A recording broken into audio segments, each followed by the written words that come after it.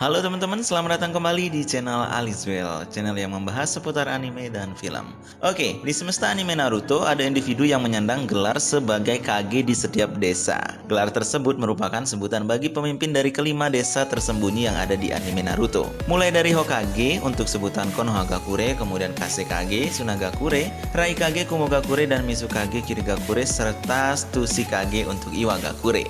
Para Kage tersebut umumnya adalah ninja terkuat yang ada di masing-masing desanya. Meski memiliki kemampuan di atas ninja pada umumnya, beberapa Kage di anime Naruto masih belum bisa dikatakan sebagai yang terkuat. Soalnya nih, beberapa di antara mereka ada yang dengan mudahnya terbunuh saat pertarungan walaupun sudah menyandang gelar sebagai Kage. Wah, makanya kalau dibandingkan dengan Kage lainnya, mereka termasuk salah satu yang terlemah. Nah, berikut ini Alizwell sudah menyiapkan 5 Kage terlemah sepanjang sejarah Naruto dan Boruto.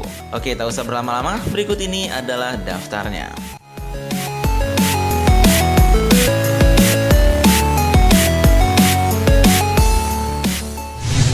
Di urutan yang pertama ada Rasa, Kazekage keempat.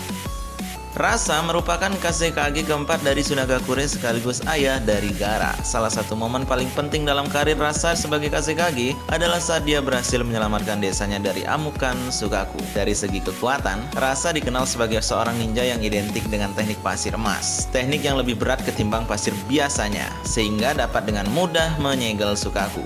Meski begitu, kekuatan unik milik Rasa tersebut seolah tidak berguna ketika Orochimaru berhasil membunuh sang Kazekage dan kedua penjaganya dengan sangat mudah. Apalagi setelah itu Orochimaru berubah wujud menjadi sang Kazekage dan memanipulasi ninja Tsunagakure untuk menginvasi Konohagakure. Mayat dari Rasa pun dan kedua penjaganya baru diketemukan ketika sudah mulai membusuk.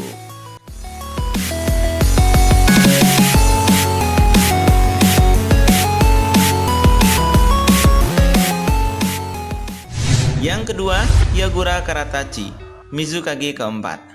Pada masa pemerintahan Yagura sebagai Mizukage, Kirigakure mendapat julukan sebagai Desa Kabut Berdarah. Hal ini terjadi karena Yagura merupakan seorang ninja yang dikenal pembunuh musuh-musuhnya dengan cara yang sangat brutal dan penuh darah. Apalagi, Yagura merupakan seorang Jinchuruchi dari monster berekor 3, sehingga kekuatannya jauh lebih dahsyat ketika dibandingkan ninja pada umumnya. Namun nih teman-teman, Yagura nyatanya dengan mudahnya ditaklukkan oleh Itachi yang hanya menggunakan teknik Amaterasu. Padahal saat pertarungan tersebut, Yagura sedang berada dalam mode Biju kedua, sehingga seharusnya kekuatan dia lebih meningkat ketimbang biasanya. Anehnya lagi, Yagura dipengaruhi oleh Genjutsu dari Obito Uchiha sepanjang dia berkarir sebagai Mizukage, yang sebenarnya agak mustahil buat seorang Jinchurichi. Hal ini dikarenakan kehadiran monster berekor yang ada di dalam seorang Jinchurichi seharusnya bisa menangkal segala macam teknik Genjutsu. Wah, ini bukti nih kalau Yagura sangat lemah.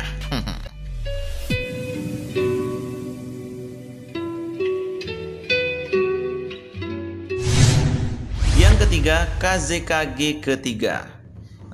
Alizwell nggak tahu namanya nih, siapa sih orang ini. Kazekage ketiga sebenarnya kerap dan pantas disebut sebagai sosok pemimpin terkuat sekaligus jenius yang ada di Tsunagakure. Bagaimana tidak, setelah dia melakukan penelitian terhadap Sukaku, Kazekage menciptakan sebuah teknik ninja yang menggunakan pasir hitam dengan elemen magnet. Menggunakan pasir magnet tersebut, Kazekage ketiga bisa menciptakan sejumlah teknik mematikan lainnya. Mulai dari partikel yang menyerupai peluru hingga duri. Pasir magnet juga bisa menjadi counter alami teknik Kukutsu alias boneka ninja. Predikatnya sebagai Kazekage terkuat pun seolah tak berarti tatkala dia diculik oleh Sasori. Parahnya, saat itu Sasori bisa dibilang masih menginjak usia anak-anak, sedangkan sang Kazekage sudah dewasa. Pada akhirnya, Kazekage ketiga pun dibunuh oleh Sasori, dan mayatnya digunakan oleh anggota Akatsuki tersebut sebagai boneka yang merupakan senjata andalannya.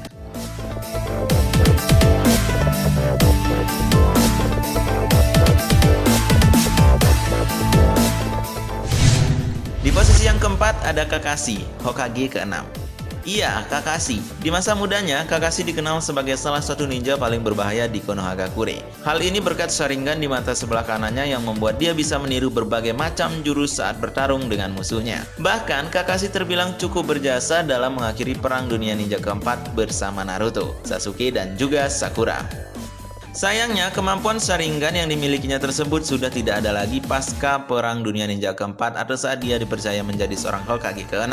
Hal ini tentunya membuat Kakashi menjadi kurang spesial dibandingkan Kage lainnya karena teknik andalan satu-satunya sudah menghilang. Memang Kakashi masih bisa diperdebatkan sebagai karakter Kage yang kuat mengingat kejeniusan dan tekniknya menguasai ragam elemen. Namun ketidakmampuannya cukup terlihat di The Last Naruto The Movie saat dia hanya pasrah menunggu meteor jatuh ke Konoha sebelum akhirnya Sasuke datang menyelamatkan desa Konoha.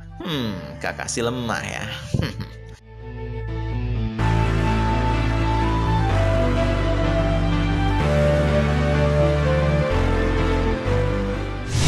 Yang terakhir ada Gaara, Kazekage kelima.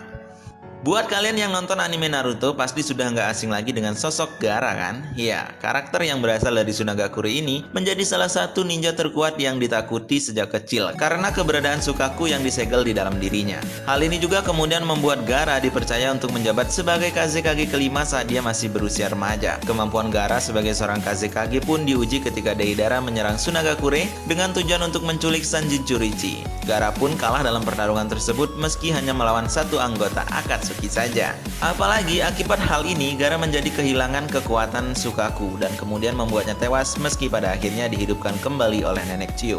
Sama seperti Kakashi, kemampuan Gaara sebagai Kage tentu masih bisa diperdebatkan. Apalagi masih banyak karakter Kage yang terlihat lebih lemah dibandingkan dengannya.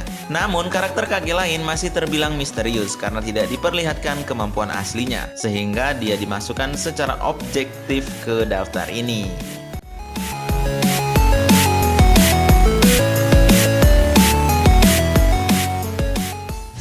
Teman-teman, itulah deretan Kage terlemah yang ada di semesta anime Naruto. Dari sejumlah Kage tersebut, manakah yang menurut kalian yang paling lemah? Atau mungkin kalian punya pilihan tersendiri? Tuliskan di kolom komentar ya. Jangan lupa share video ini jika kalian suka dan subscribe channel Alizwell. Dan kita bertemu lagi di video selanjutnya.